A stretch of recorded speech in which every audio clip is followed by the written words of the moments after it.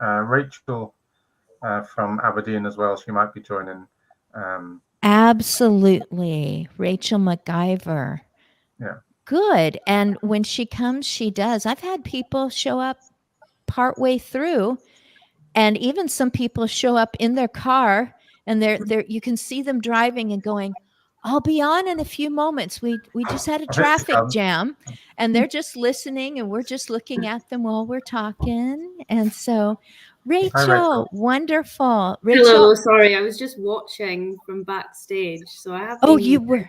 And now you're here. I was saying people have come anywhere during the hour. And Alec, you are very familiar with Rachel as well. And I thought, well, Ellen and I are the ones that are kind of on our side of the planet. You're all, the rest of you are at 5 p.m. now. Is that correct? Yeah.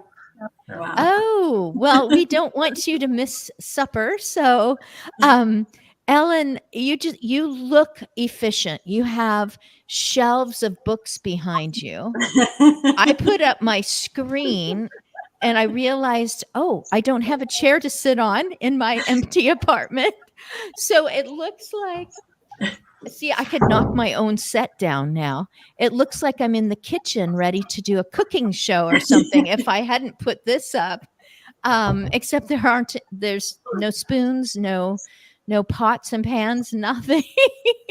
So our life is not as interesting as yours. You've got all these books behind you.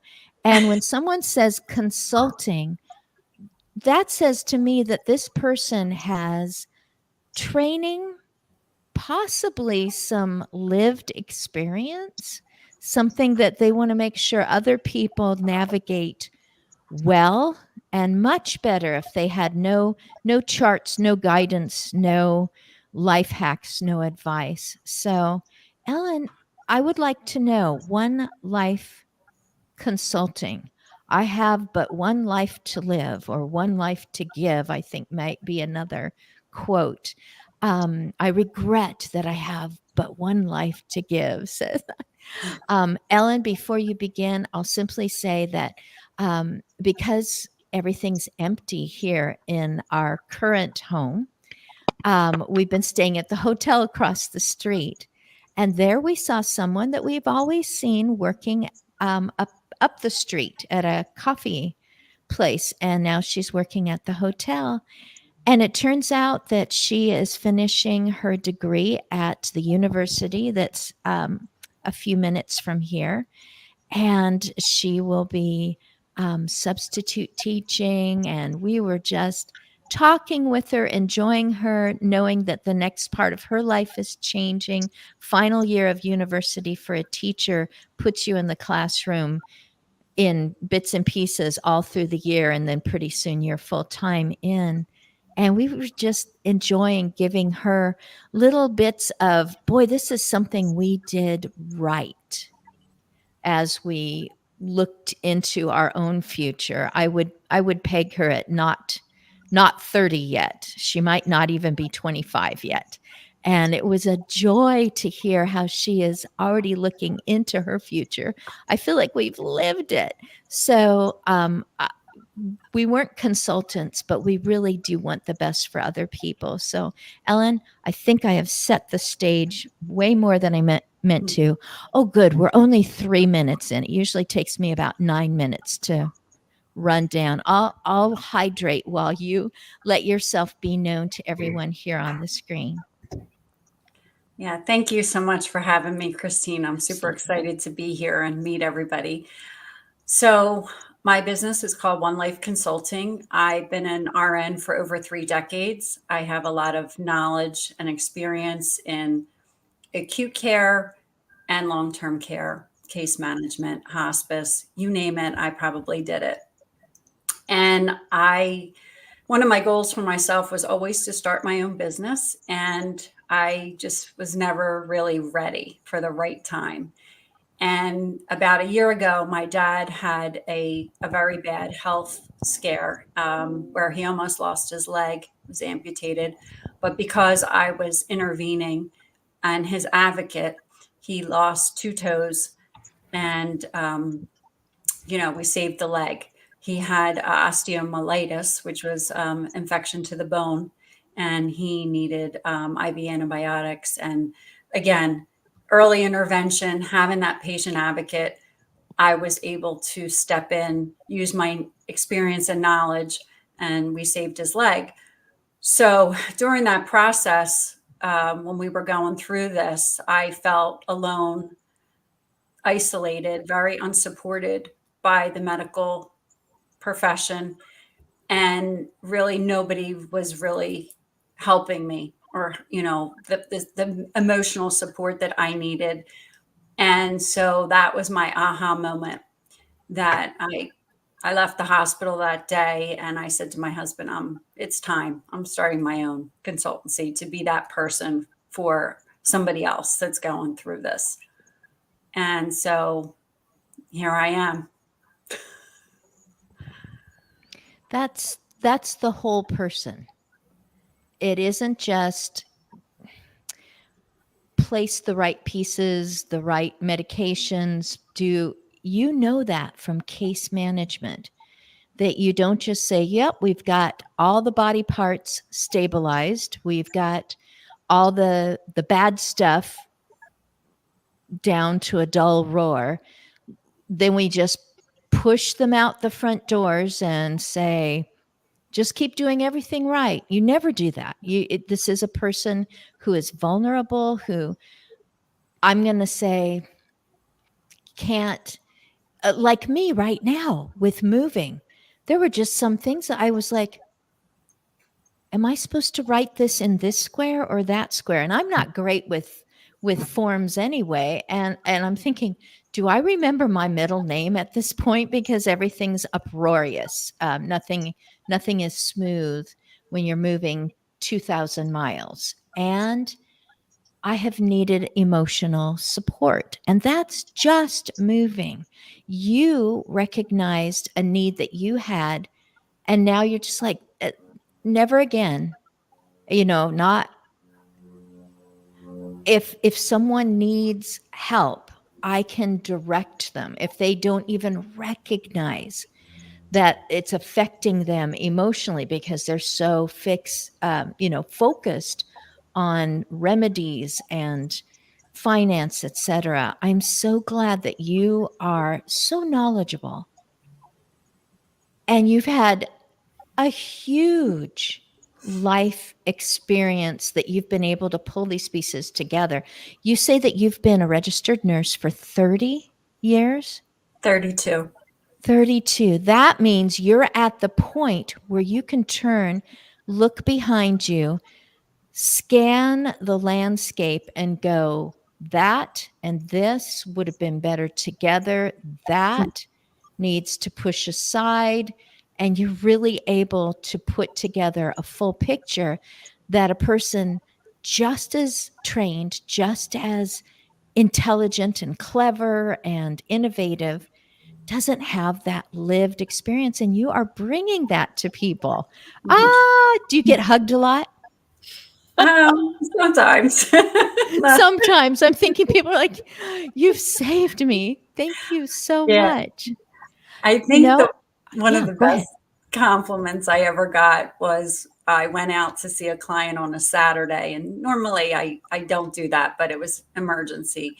And I went out and I got there and I was talking to him. He said, I can see your halo. And that to me meant so much. That he said that. That was the biggest compliment I think I've ever received from somebody. So, oh my goodness. And I don't know how long ago that was, but every time you repeat it, it's like, hold my head up high because someone's going to know good things are coming. Do you ever see someone who isn't already at some point of crisis? Do you have anyone who comes in and says, I want to get ahead of this? Yes. Great question. Absolutely. I want to start early care planning with them and talk about what aging is going to look like for them. but I do believe that there's really 5 principles that are key to everybody. And one is your diet, 2, exercise, 3 is socialization, 4, stress management, and the 5th one is purpose. And again, I don't want to monopolize all the time, but those 5 things to me are the keys for a healthy lifestyle. And I think most importantly, you can start today. And if you start today, this is going to help you age gracefully.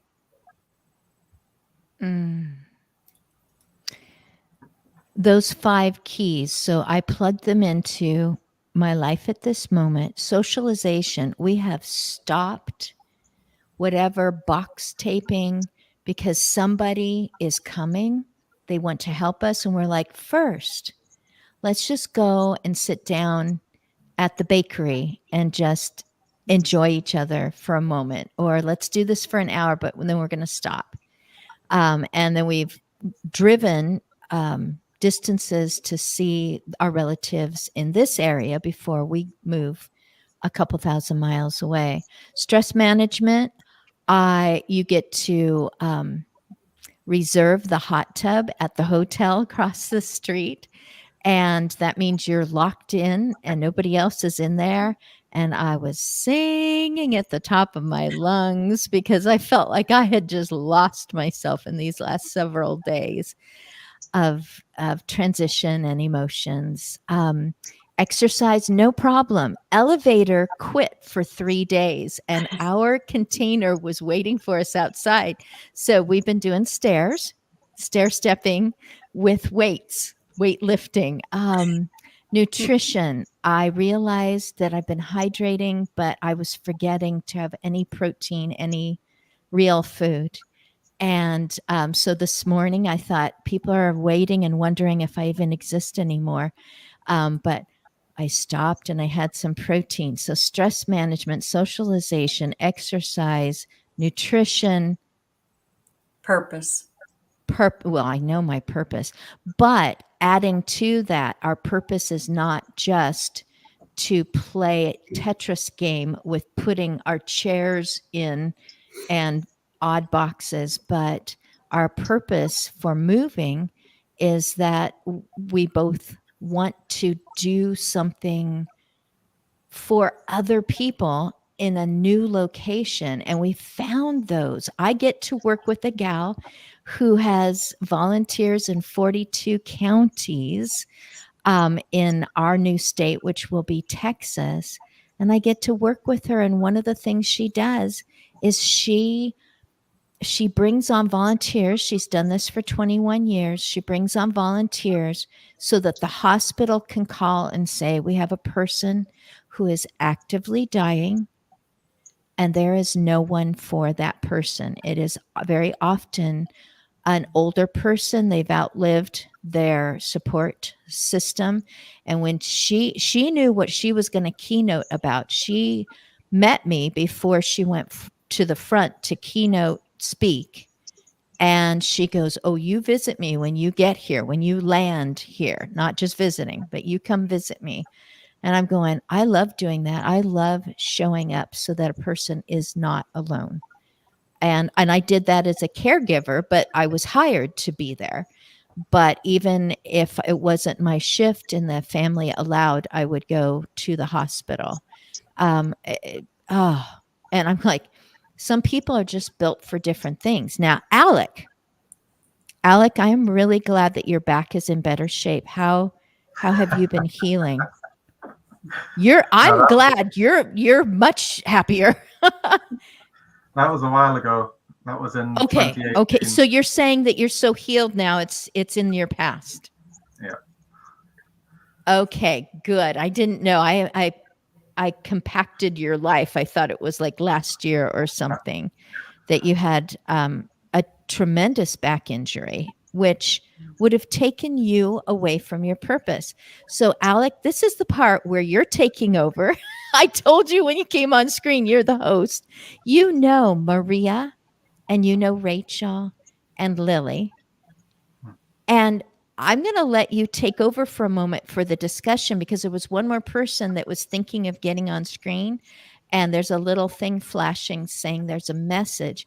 So I literally am going to ask you to just talk about what you do, the purpose that you feel, maybe even your path to this point.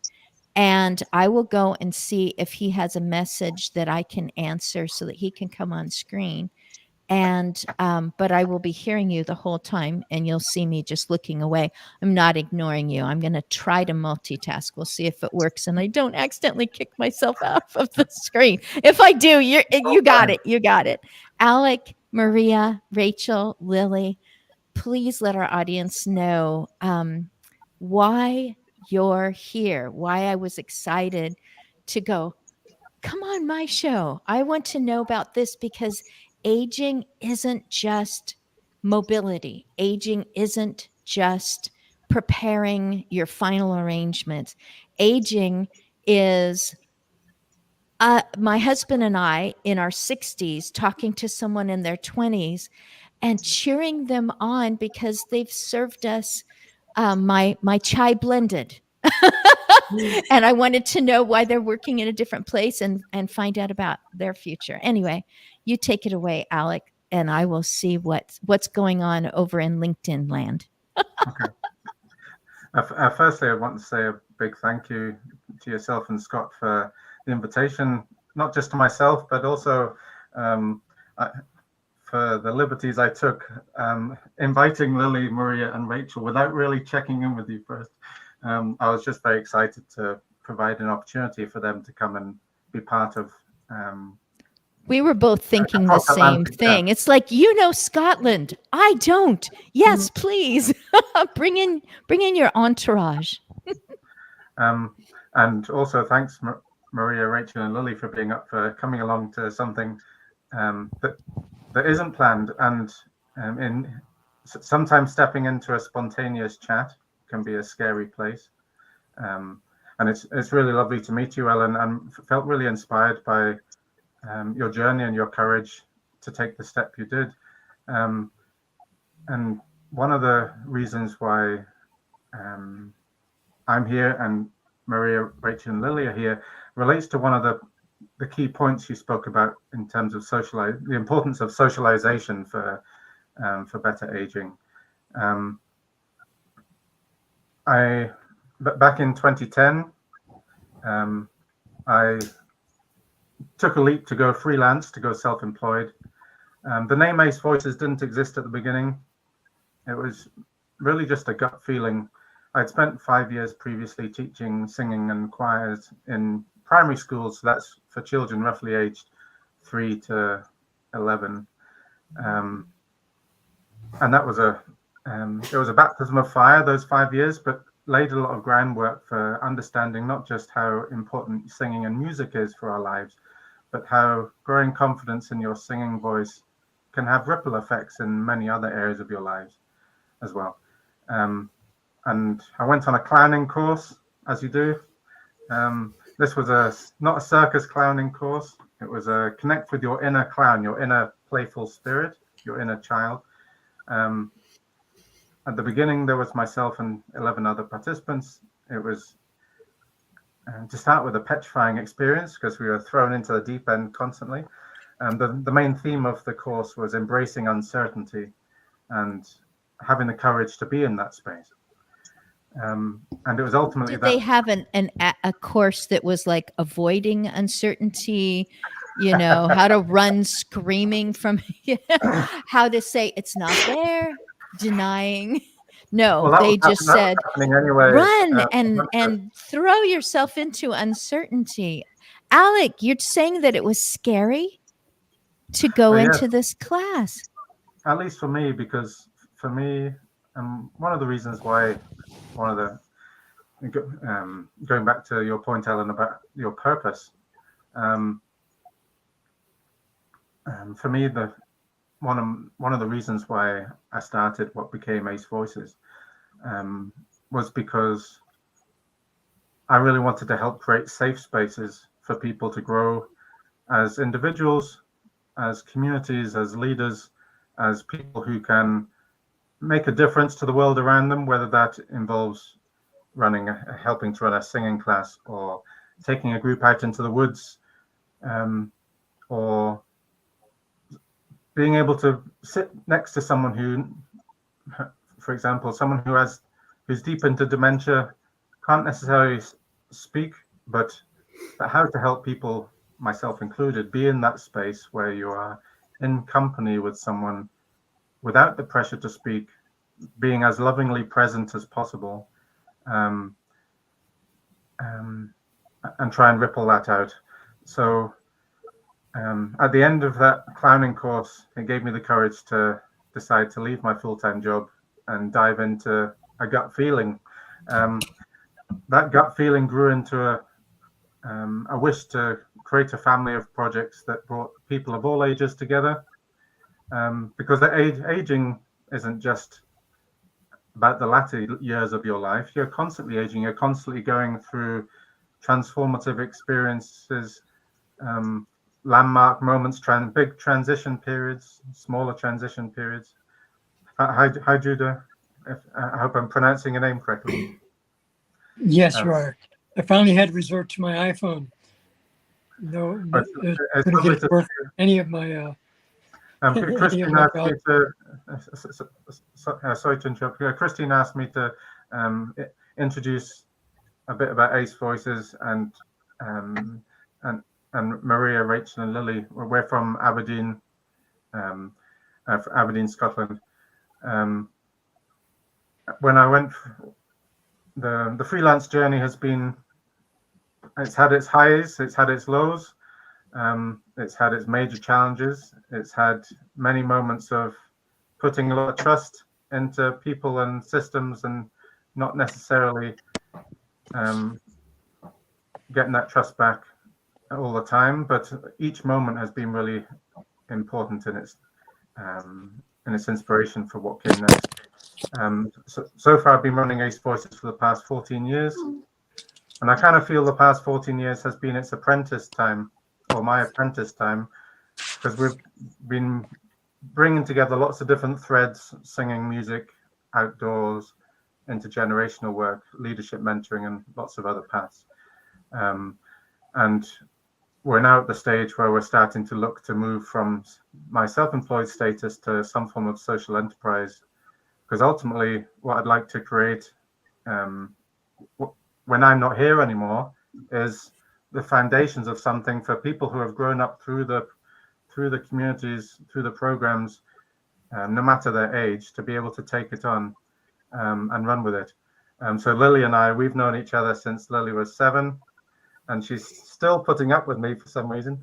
And it's been a real joy being part of her journey, initially through singing, then through leadership mentoring, and we're working together on more projects. Maria and I started working together. Maria's son goes to one of my long-term partner schools. Maria started helping with an after-school club for families, and very quickly she took on more and more volunteering, helping with an intergenerational group between children and adults with dementia, going on a minibus trip with children down to visit somewhere else in Scotland, supporting people with dementia. She's very much part of our intergenerational choir, and today's a key day for Maria. She's just started a new job at the school. I'm really excited for you, Maria. And Rachel and I met initially at a training with Generations Working Together, one of Scotland's intergenerational flagship organisations, I'll let Rachel say a bit more shortly, but Rachel runs a really fantastic intergenerational group with parents, families with young children, and adults with dementia in one of the same places. Maria and I take the children, and Rachel and I are hoping to work with a partner organisation in Aberdeen to create a multi-sector or multi-agency intergenerational peer support network and training program to help people take the initial steps into intergenerational work. So it's an ever-evolving feast. And is it okay, Lily, if I hand over to you? Lily's got two hats on here today, both with Ace Voices and an organization called Aberdeen Youth Movement. Is that okay, Christine? Yes, I would love to compliment you. Earlier, Ellen said that one of the most encouraging moments was when someone said, "I can see your halo," because of the needed impact in their life that she was able to provide. And Alec, you are the greatest leader. You are leading people into leadership, and you know what it's like to take those first steps into uncertainty, and you're sticking with it. So that's 3 reasons why Lily has been around you since she was 7. She knows that she won't just be following you, but that you are bringing her alongside, and then you're bringing her into something new. And then when she turns to you and says, I see actually a gap that needs to be filled, a niche that I'm particularly skilled to address, you're going to be going, go, pursue that, put narrative to it so that others will understand. Intergenerational work. I think I know a bit about that, but I have so much that I could learn. Imagine people who have skills that are just perfect for that, learning about why intergenerational, why music, why would I sit next to a person who doesn't interact anymore? Because that means that they're not there anymore. It's just a shell of a person.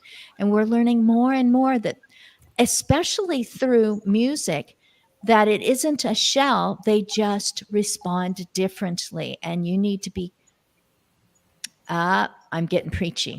I would say that when I was quiet enough and allowed myself to learn from that person what they desired to communicate or how they felt most safe. You talked about people being in a safe space and moving forward on things that they hadn't even thought of before. Just learning how to be with another person. Oh my goodness. Yeah, I know several reasons why Lily has stuck with you. She knows it's a good place. So yes, please continue. And Judah, you'll see in the replay more about Ellen. Wow. And then I'm going to learn more about Lily, and then about Maria and Rachel too. And then Judah, I'll make sure we come around to you as well.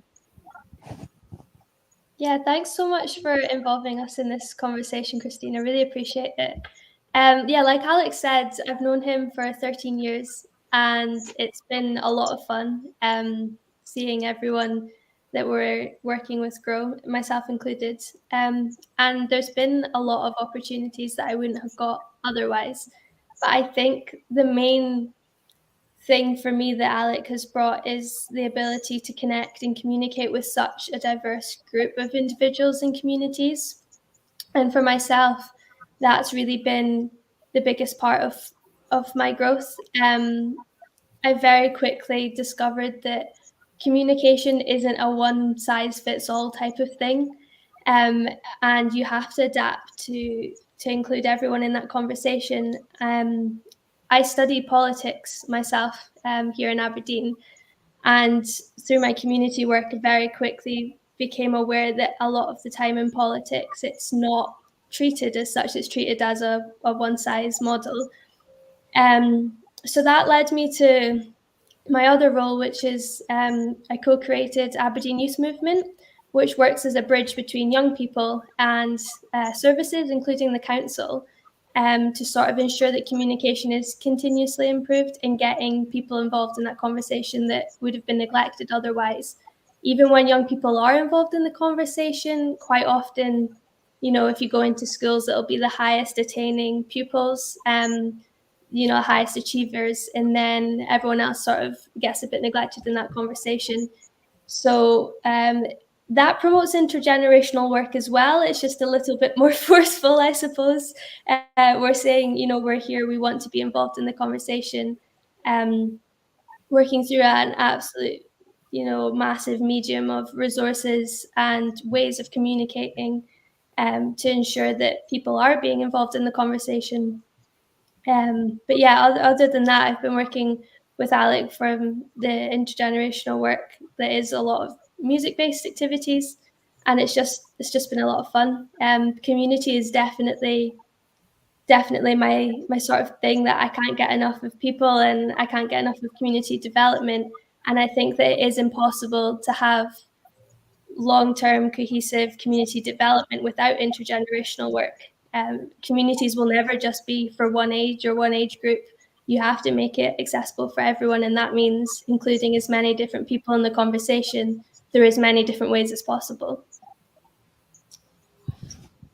This is a great moment to say that Denise Calhoun, Dr. Calhoun, with her PhD, I got to just talk with her one time.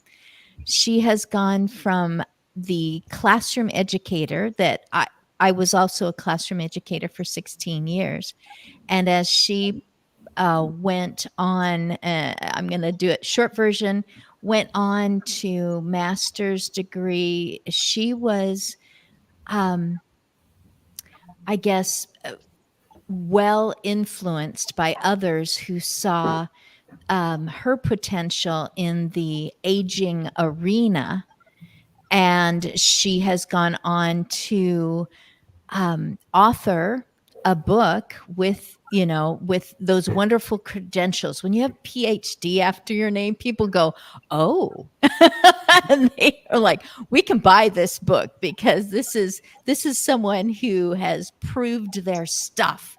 And so a book for lifelong learning, I believe it might be under the umbrella of language arts. And she has popped in and she's watching the show right now.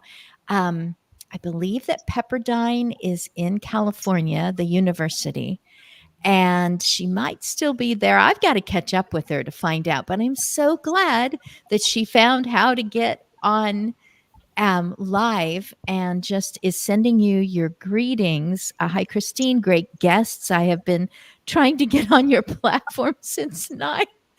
Yes. Oh my goodness. Okay. The good thing is I've been able to listen and I am impressed. Keep going, folks. Lily, was there something else that you would like to add to all that? I just like letting you guys know that you're being cheered on. Oh, I mean, I could talk about this stuff for hours, but I'll maybe just hand over to Maria and Rachel just now and pop in again later so that everyone's not getting too tired of my voice. That won't be possible, Lily. Maria, do you want to? Maria, you've got a new job. Is it more money? No, you don't need to answer that question. Well, yes, it is. Yeah. Oh, it is. Okay, so that was really rude, but I always think that I'm really funny. I'm not, but I actually thought, you know what? I think she's found more purpose or something. I'm going to let you talk about that. Okay. Well, just to speak very briefly about my new job then. So I'm a pupil support assistant at a local primary school in Aberdeen. And it was the school that I met Alec at, so 2.5 years ago. And since I met Alec, I've been doing a lot of volunteering, as he said. And part of that volunteering was helping primary 3s and 4s. So that's roughly maybe from 7 to 9 years old, with reading and with numbers. And today, well, on Monday, I started working there, and I'm doing exactly the same thing, but I'm actually getting paid for it now. So yes, I am getting a lot more money than the zero that I was getting before. But you know, I was delighted to get the job. I never expected to do it, and I certainly wasn't volunteering so that I could get a job. But the opportunity came, and I tried for it, and I got the job. So it was just great. And part of it, the volunteering that I was doing, we were taking the children up to the local care centre for dementia patients. So it's day patients. So they come and have a little bit of respite. And so the project's been going on now for Alex. How long was it? Quite a few years now. 7 years. 7 years. So I've been involved in it for about the last year and a half. So we take the last group, I think there was 11 children that we took up on a Tuesday afternoon, and they went up for quite a few months. And it just involves an hour or so just sitting with the elderly people, playing games with them, interacting with them, socialization, which I spoke about already, which is a really big important part of it. Making music together, just sitting quietly, and it's just amazing. It's amazing to see the change in the elderly when we go in. You can see that they're all excited when we go in. They're all sitting quietly, and you can see in their eyes just how animated they are to see the children again. The children themselves, to start off with, they're very quiet because it's something that they've never done before. So they're a little bit anxious, a little bit unsure. But again, very, very quickly, they really get into the way of things. And it's just been really great to see the interactions. And also towards the last few weeks of term, they started sort of holding the hands of the elderly, started giving them hugs and kisses when they left. And it was just amazing to see. And for some of the elderly, it's only interaction that they get, on a weekly basis. A lot of what we do as well is with music. And again, it was lovely to see the changes in the elderly when the music came on. Some of them just didn't want to interact with anybody else and just sort of sat there. As soon as the music starts, they sort of come alive and they start interacting, trying to do the little dances or the little sort of hand gestures that we do, and it's just been great. It's a great project, and I'm really glad to be involved with it, and I hope to be involved with it for years to come. Both you, Maria, and Lily, if you did not apply yourself, if you didn't push this forward with your enthusiasm and with your training, and if you tried to do it without mentorship like Alec, it simply wouldn't exist. There isn't, in some cultures, the value of socialization that Ellen brought up towards the top of this hour, at the beginning. The need for socialization just doesn't have it's not, I don't know. There's a brick wall with bricks missing, and here's the bricks that are just off to the side, and you are picking up that brick and putting that in there so that it's a more complete picture of what people are like. And Maria, you said that your people support, there was a third word, pupil support assistant. It's like a classroom assistant that's helping the teachers. I'm here to help you be a person, to be, a human, to help the children to overcome their uncertainty. I think that's going to be my word today. It really fits where I'm at this moment personally. But to help them overcome their uncertainty, and that you are looking for that sparkle of delight, or that change in the timbre of the voice, or the hand that reaches out and just wants to, put fingers on the shoulder of a younger one, just to that connection.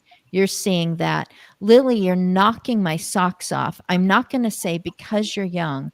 I'll say that you're already talking like a person who has more layers of life than could fit into the last 13 years, like unstoppable. And not just going, I'm really enthusiastic about this, whatever it is, you really know why you're doing what you're doing. So thank you so much. I don't think brick wall is the best. I'm looking at a brick wall across the street, the hotel, but I'm just thinking, there are things that are missing in cultures that wouldn't be there if that person didn't have a different pair of glasses on that says, things are missing here. Everyone's going through the motions. The traffic lights are still working. The grocery stores are still open, but there are big things missing, and they can be done better or more efficiently. Or, Lily, were you the one saying that it's like we only communicate this way because it gets the majority of people? This is how we present, or this is how we wait for a response. And if we don't get a response, then obviously they're not interested. And it's like, Yeah. there's a lot of different ways to approach people, or I really like that. And when a lot of the things that come out from the likes of the council and stuff, like budget consultations, even the word budget consultation, it's so negative already, rather than a spending survey or something. But we found time and time again, it's no more than 3% of under 25-year-olds fill out the survey. And if you look at it, it'll be full of abbreviations and acronyms and jargon. There's no examples. So it's not very accessible. And we'll advocate for things like, we say, make it child-friendly language and formats. But actually, it's just making it people-friendly. It's just making it easier to understand. And I think it's a really important factor of communication. I mean, even things like, you've got a form and it's only on paper. Okay, that'll work for a certain amount of population, but how about we also make it digital? How about we turn it into an infographic so it can go on social media? I think there's such an expectation for so many different companies and outlets to, okay, this is our communication model, that's it, let's post it everywhere, let's get it out. You can have more than one form of communication, and it's exactly what Alec and the intergenerational choir and things does as well. Music is a form of communication. I think to me, it all comes back to communication. And also what Ellen was saying about having a sense of purpose. I think that by just conversing with people and finding out, or helping them to find out what they want their purpose to be, you're going to build a community. You're going to build a community that supports each other and then has a communal purpose as well as individual purposes. And I think that is really important.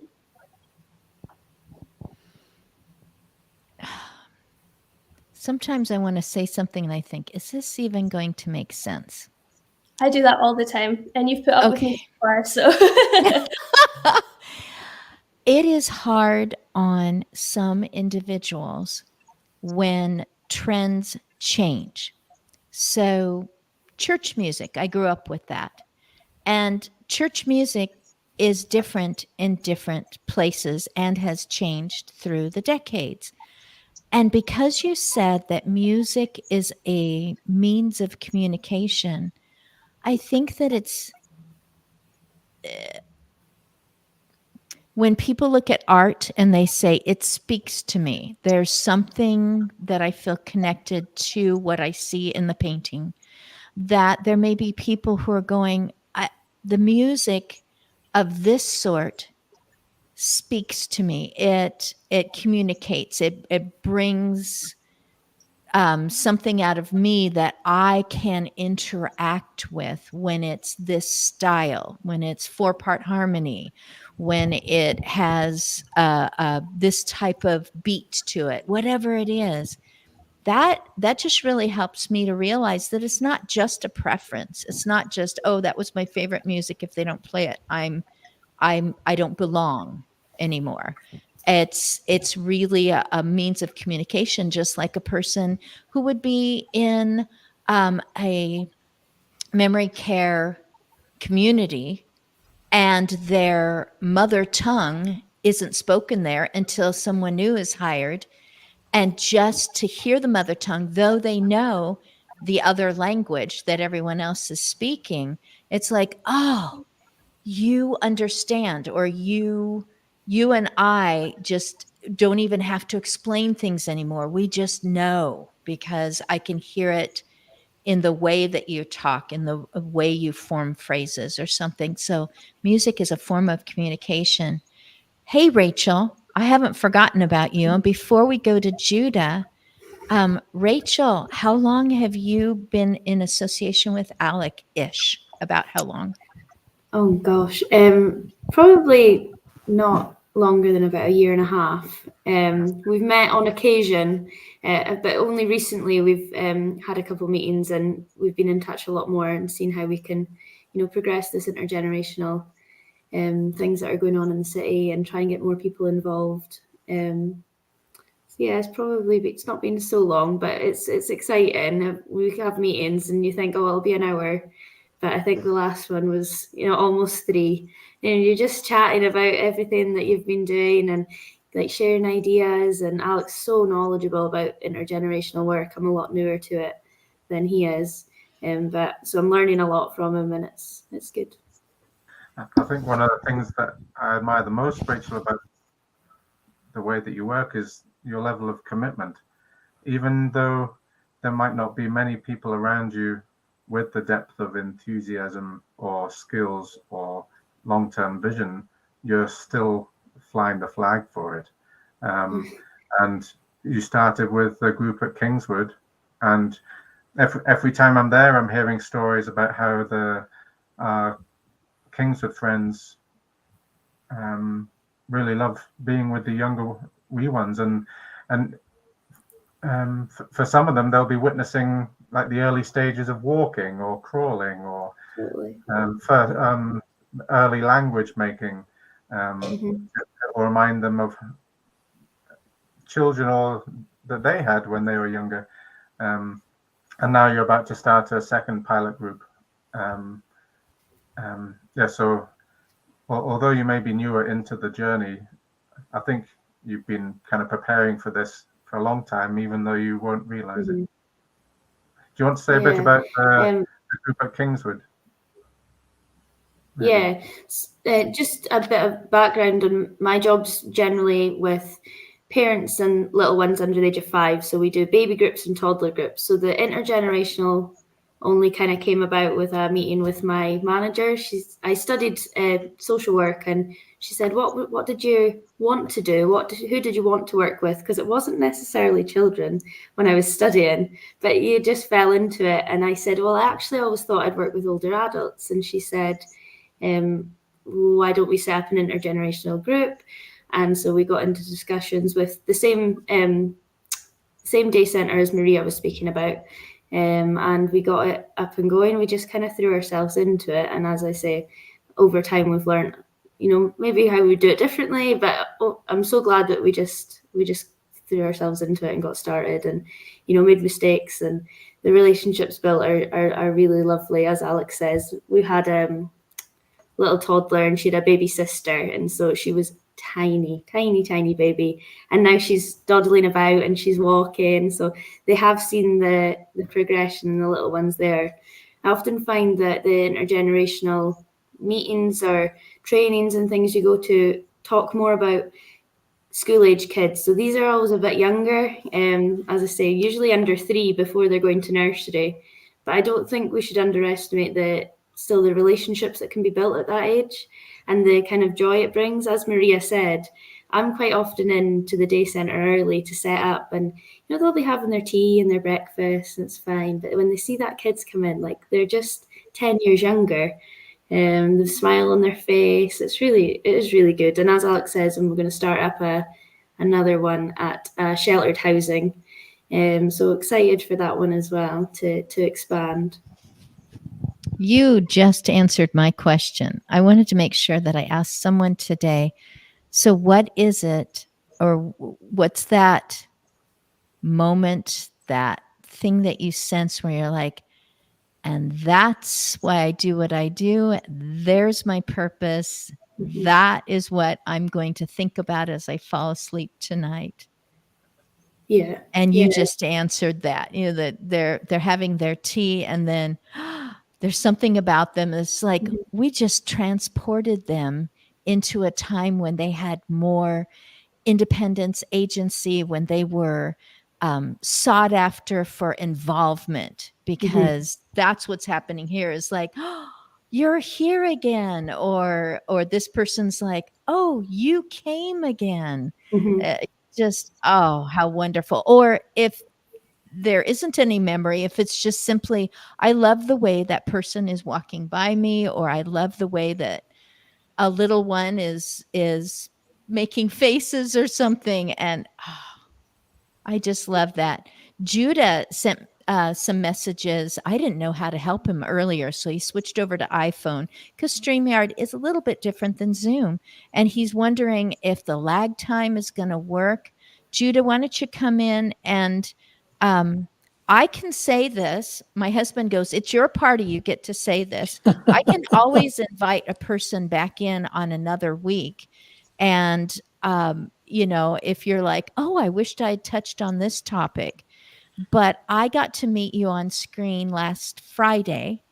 And before that, we crossed paths on probably somebody's comments, and you were like, I'll come. Absolutely. Sure. I'll come anytime. So thank you for coming in kind of twice.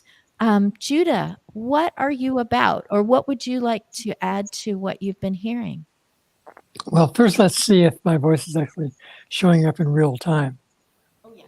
You're fine. Okay. Yay. Okay. All right. So, excuse me.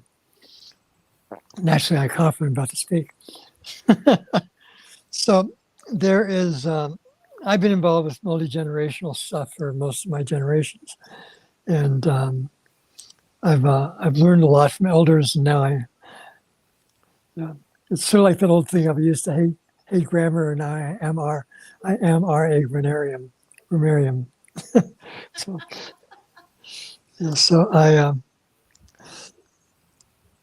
it's curious because the book that I wrote is from the viewpoint of an elder, but it's really intended mostly for people your age. And I really had to practice a lot of empathy to be able to get out of being an OG and be a YG again, to really understand the idealism that is fueling what's going on among the youth today.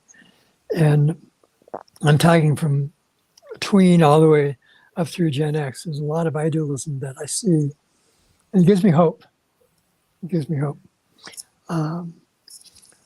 So as far as my own activities, I've spent the last 50 years as a journalist, and along the way I've written a bunch of books or edited other people's books. And my main focus right now is a book called Making Global Sense, which is inspired by Thomas Paine's Common Sense.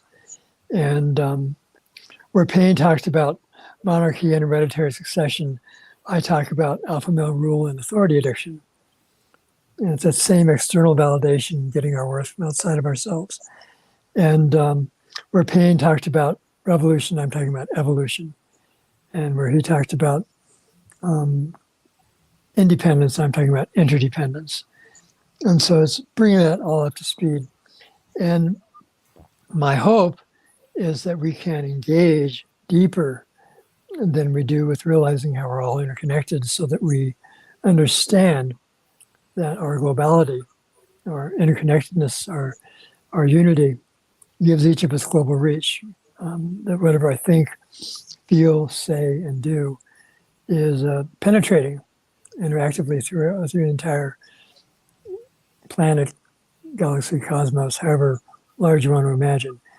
And if we know that what we do makes a difference, we're more likely to be careful with what we do. And so I'm encouraging us to take responsibility for our freedom. And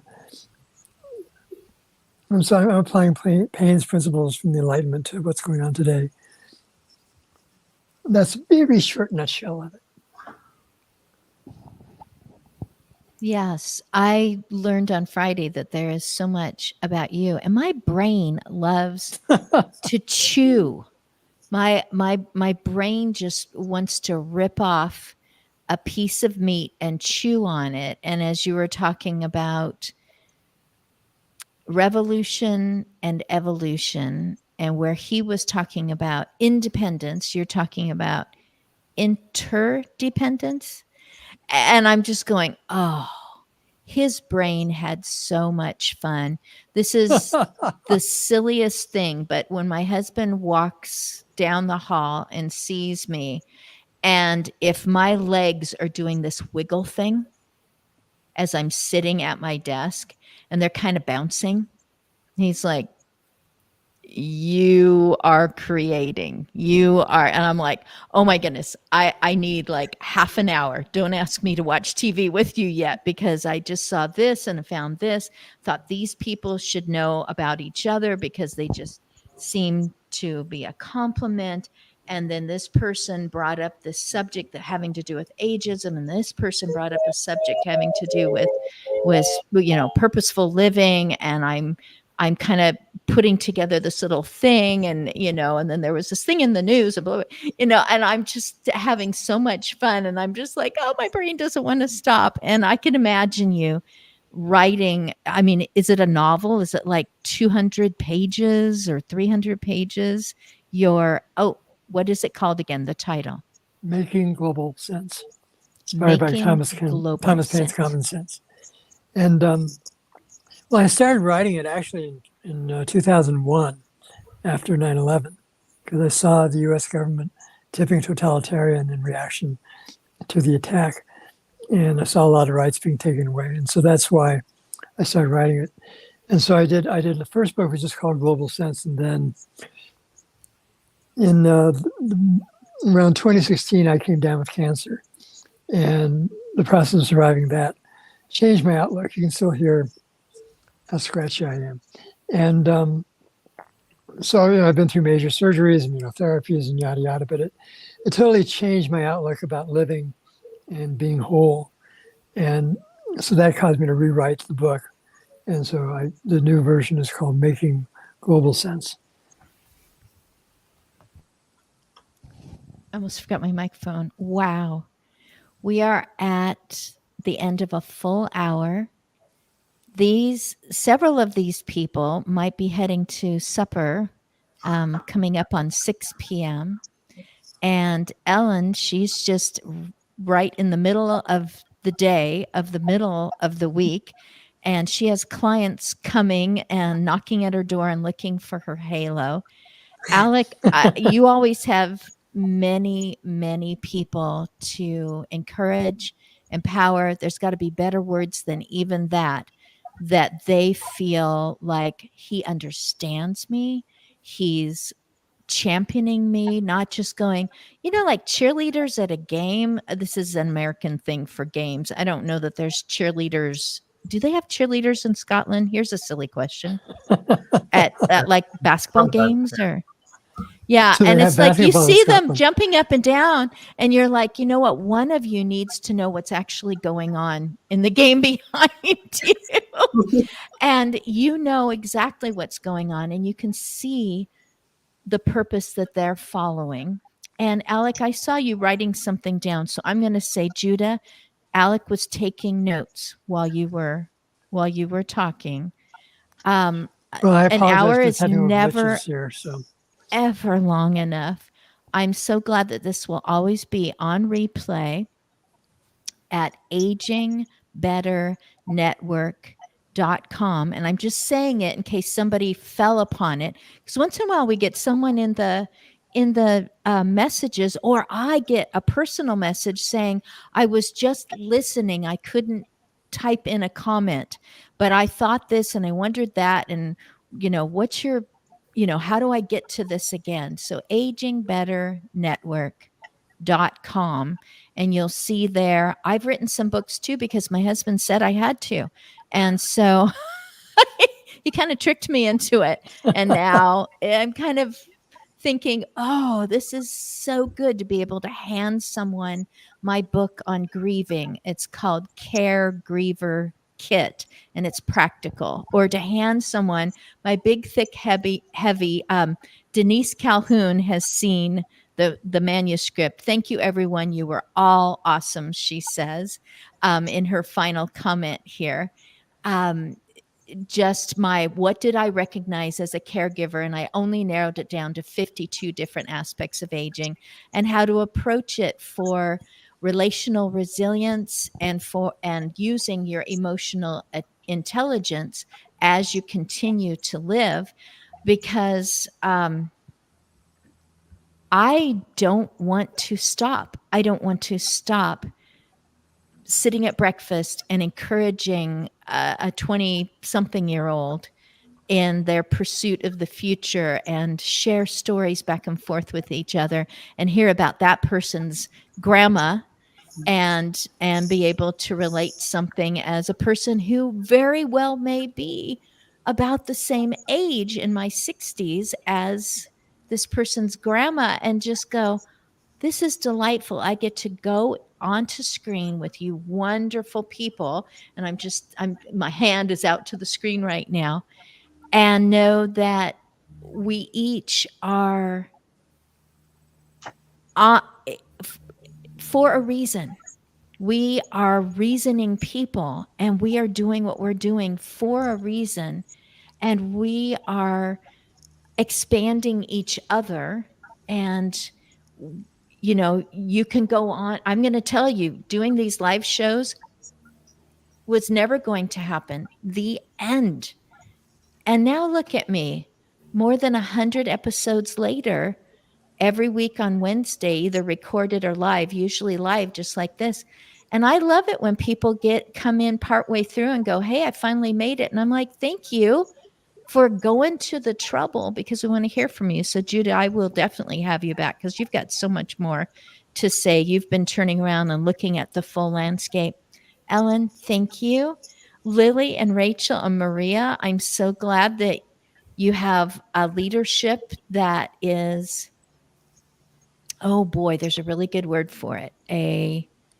You're the kind of leadership, Alec, that people are saying, I don't feel like he's on top or always ahead. I feel like he is, you know, coming alongside leadership, that you're already saying this is where you're going, and I'm here to let you know that. So one of you said something like I'm failing and difficulties and whatever, and I have failed miserably already in my life, so I've already got that one box checked. I have been incredibly successful, box checked. So from here on out, I just get to try things and see what good can come of it. So I'm just going to say, yep, we're over the hour thanks to my mouth. Thank you, everyone. Don't be surprised if I invite you back for a reunion. Those are fun.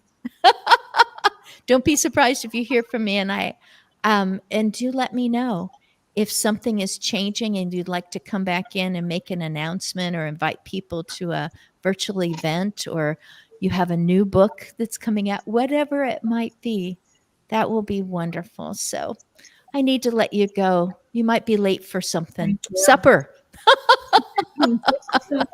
Thank you.